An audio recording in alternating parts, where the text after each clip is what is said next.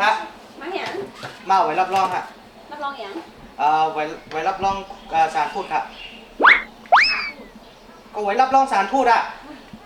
แล้วได้ก่อนอะไรไอ้ได้อ๋อก็ต้องสถานทูตอ๋อจะมาได้กันไรเอากว่าเฮ็ดไว้ขับขี่ครับจะต่อไว้ขับขี่มาต่อไปทักทีอ๋อ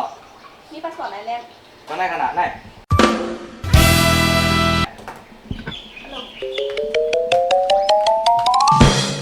พี่ไม่มีหนักล่ะ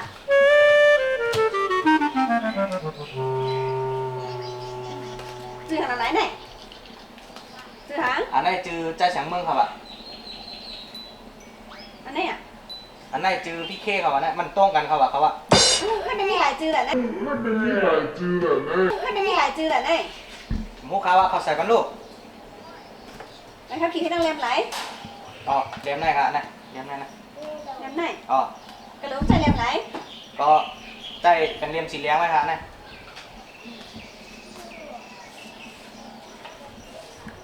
นะครับขี่ให้ต้องไหนเนาะอ๋อที่ยังสุ่มใส่จือเต้ถูกแต่มือเฮ็ดล่ะหมูคาลูกคนใส่ปันคาลูกอันโน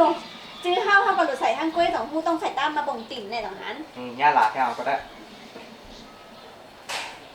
โอเค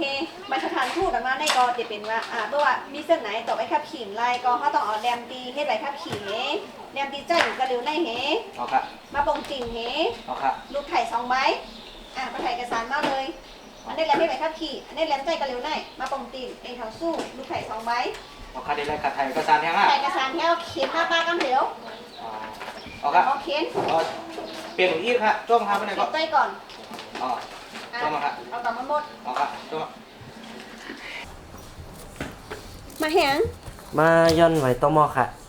กระแหน่ใจต้มโมฮาคนว่ามาย้อนดีในไหลเขาเขาว่านะนั่นเลยก็เฮ็ดหยังติดใจกันไหล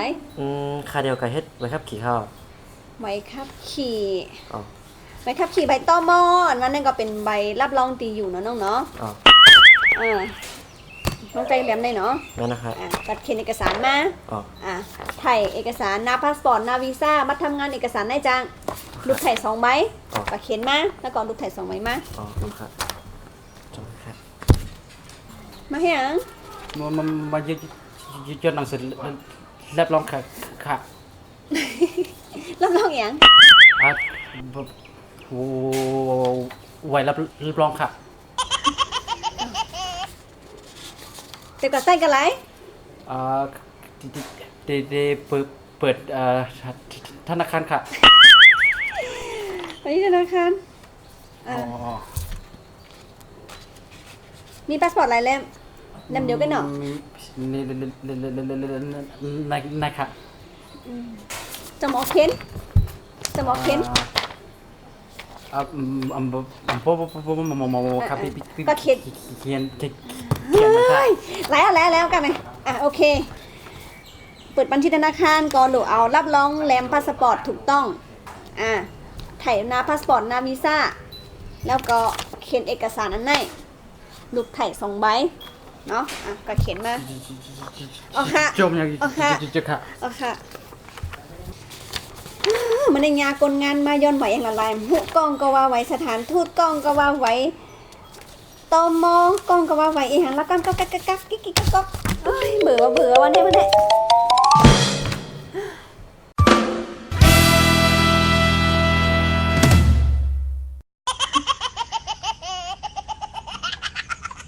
ไว้รับรองตีสถานทูตออกปันไรใน1. รับรองตีอยู่ห้องว่าไว้ตมเสียง100 บาท 2. รับรองว่าเป็นก้นก่อเดียวกันเสียง100 บาท 3. รับรองพาสปอร์ตหายเสียง100 บาท 4. รับรองพาสปอร์ตถูกต้องเสียง100 บาท 5. รับรองว่าเป็นก้นปึงอิงไว้เกิดเป็นลูกล่างเป็นพี่น้องกันเสียง100 บาท 6. รับรองว่าเป็นลูกเห็นเสียง100 บาท 7. รับรองลองไว้ป้าอยู่ลีตอนตายศยากว่าเสียงฟรี 8. รับรองวีซ่าสังขาตอนตาได้อยู่ต่อเสียงกามันฟรี 9. ไว้รับรองเกี่ยวกับก้นตกคอกเสียงกามันฟรี 10. ไว้รับรองตาทุกเอาขับตัวตายเสียงกามันฟรี 11. ไว้รับรองตอนตาเอาเงินตอบแทนเงินทรายเสียงกามันฟรี